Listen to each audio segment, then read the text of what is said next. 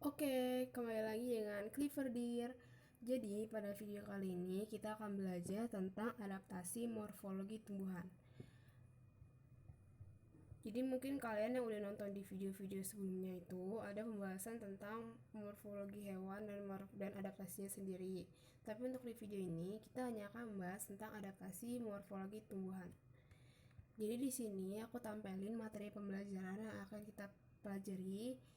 Untuk ada beberapa video yang nanti akan diupload juga, yaitu ada morfologi, fisiologi tingkah laku, dan sekarang kita akan belajar tentang morfologi tumbuhan. Jadi langsung aja masuk ke materinya. Morfologi itu apa? Adaptasi morfologi adalah penyesuaian bentuk tubuh atau struktur tubuh luar makhluk hidup terhadap lingkungannya.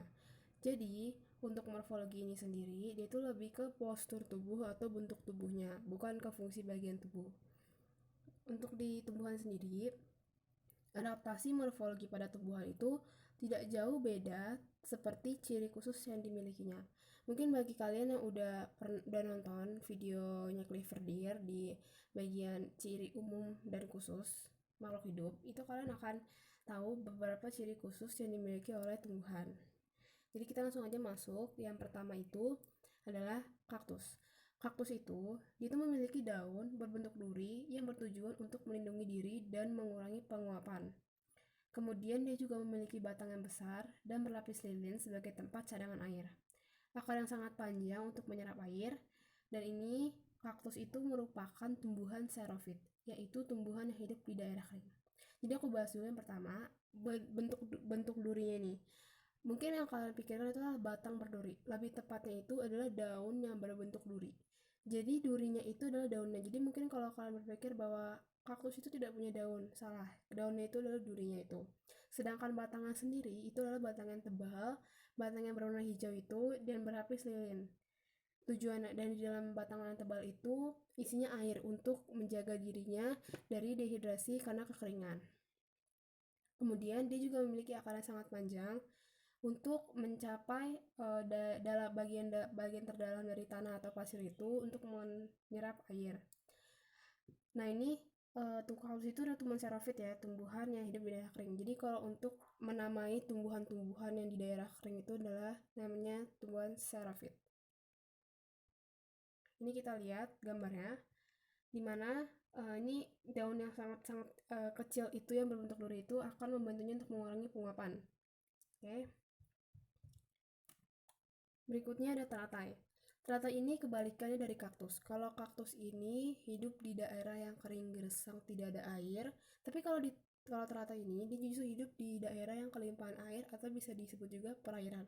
Nama tumbuhan yang hidup di daerah yang berlimpah air ini atau di perairan itu namanya adalah hidrofit. Kalau di daerah kering itu xerophyt, tapi kalau yang di daerah perairan itu adalah hidrofit. Ciri-cirinya apa? Serba kebalikan. Kalau di kaktus itu memiliki daun yang berbentuk duri yang sangat tipis, tapi kalau teratai itu memiliki daun yang lebar dan tipis yang bertujuan untuk memperbesar penguapan. Jadi kalau si kaktus ini mengurangi, si teratai ini memperbesar justru dengan daun yang lebar dan tipis. Kemudian di daunnya ini memiliki banyak stomata dan juga lapisan kutikula atau lapisan lilin. Ya, tambahan aja ini adalah lapisan kutikula atau lapisan lilin yang juga untuk membantu dia.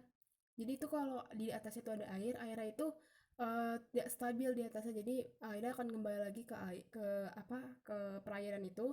Jadi membantu dia juga untuk tidak tenggelam.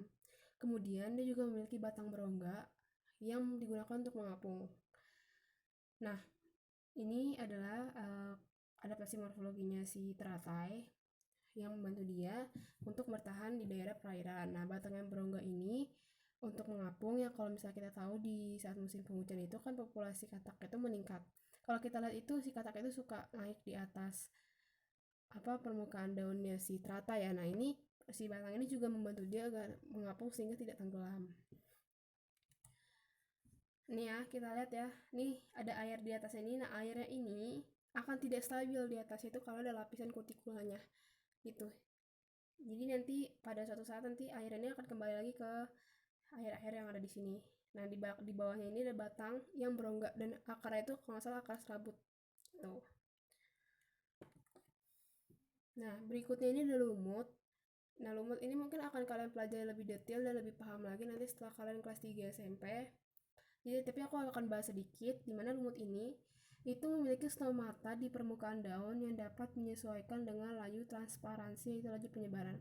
Jadi lumut ini itu berkembang biak dengan spora namanya. Kalau mungkin kalian yang udah tahu dikit, spora itu isinya itu kayak ada serbuk-serbuk spora. Spora itu mungkin kayak serbuk-serbuk gitu. Dimana kalau spora ini jatuh ke tanah atau ke media lainnya yang kira-kira memungkinkan untuk ditumbuhi, ditanami, nanti si spora ini akan tumbuh menjadi tumbuhan baru, yaitu lumut, atau misalnya ada beberapa tumbuhan lainnya yang bereproduksi juga dengan spora namanya. Nah, jadi kenapa dibilang penyebaran? Karena yang tadi aku udah bilang kalau spora itu bentuknya kayak serbuk-serbuk gitu, kecil banget. Nah itu. Jadi stomata-stomatanya ini di permukaan ini akan membentuk penyebaran si sporanya ini juga. Nah, daun yang banyak dan tipis juga membantu untuk laju transparansi. Lumut ini termasuk tumbuhan higrofit atau tumbuhan yang hidup di tempat lembab. Jadi kalau xerophyt itu di tempat kering, hidrofit itu di tempat yang berair, perairan, sedangkan higrofit ini di tempat lembab. Jadi nggak basah-basah banget, nggak kering-kering banget, lebih tepatnya lembab. Contohnya itu adalah lumut, ya. Nah ini kalau kita lihat ya, ini tuh di hutan.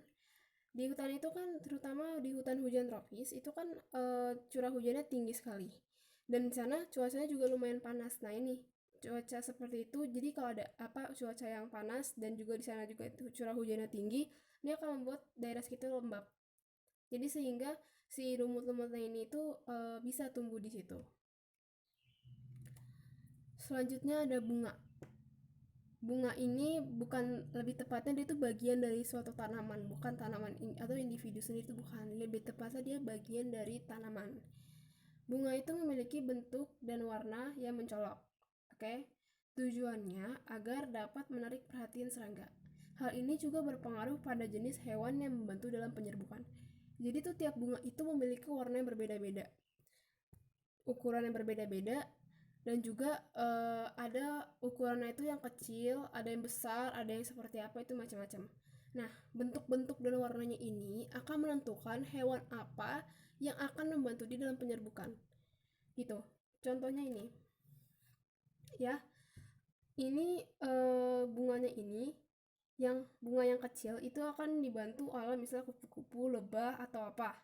Sedangkan bunga yang bentuknya seperti trompet, seperti corong, itu akan dibantu oleh hewan atau oleh burung yang memiliki paruh panjang. Nah ini, jadi bentuk bunga pun itu akan mempengaruhi siapa atau hewan apa yang akan membantu si bunga itu dalam mengalami penyerbukan gitu. Mungkin kalau bunga yang besar-besar lagi mungkin akan dibantu juga oleh hewan yang lebih besar lagi gitu ya. Nah, selanjutnya ada pohon kurma.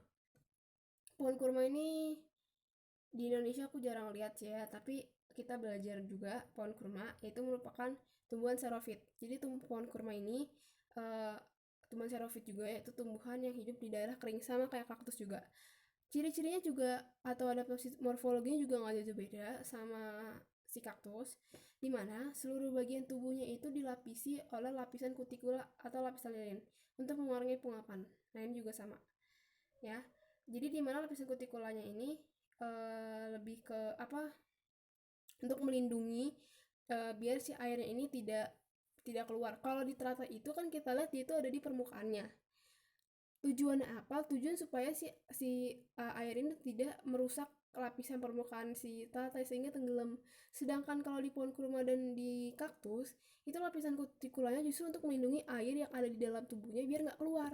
Jadi pada dasarnya lapisan kutikula ini kedap air gitu. Nah, biar airnya tidak keluar ini, nah inilah lapisan kutikula ini yang melindungi si pohon kurma dan juga kaktus. Begitu juga dengan teratai, cuma beda lagi fungsinya gitu. Ya. Kemudian juga dia memiliki batang tebal untuk melindungi jaringan spons. Batang tebal yang mengandung jaringan spons untuk menampung air. Nah, ini ya. Jadi air yang sudah ditampung di dalam tubuhnya ini akan dilindungi oleh lapisan lilin atau lapisan kutikula untuk mengurangi penguapan. Dan juga sama kayak kaktus, dia memiliki akar panjang untuk menyerap air. Tuh. Ini ya, pohon kurma itu tinggi. Ini kurmanya. Itu dia mirip juga kayak pohon kelapa sawit, itu juga dia mirip ya, mirip-mirip lah.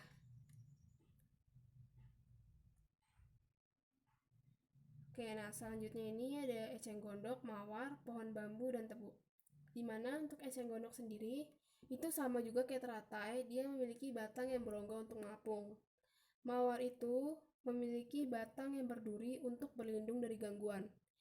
Sedangkan bambu dan tebu itu memiliki bulu-bulu halus yang tajam dan menyebabkan gatal.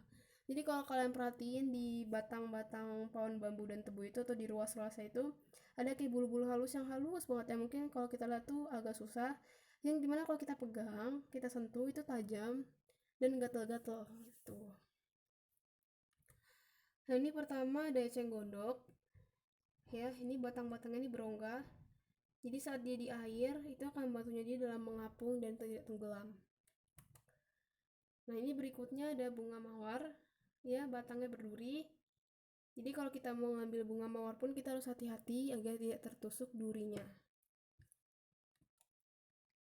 Nah ini berikut aku hanya kasih pohon, ini pohon apa ya? Pohon bambu.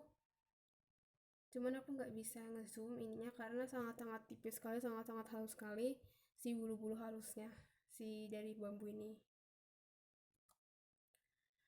Nah, sekarang kita akan masuk ke latihan soal. Kalian bisa pause videonya atau muter videonya lagi untuk belajar lagi, untuk bisa kalian bisa lihat juga jawabannya di video di bagian yang sebelumnya. Dan selama mengerjakan soal aku hanya kasih 3 detik, jadi kalian bisa pause videonya untuk berpikir lebih lama lagi. Tumbuhan hidrofit memiliki bentuk adaptasi morfologi berupa 1, 2, 3.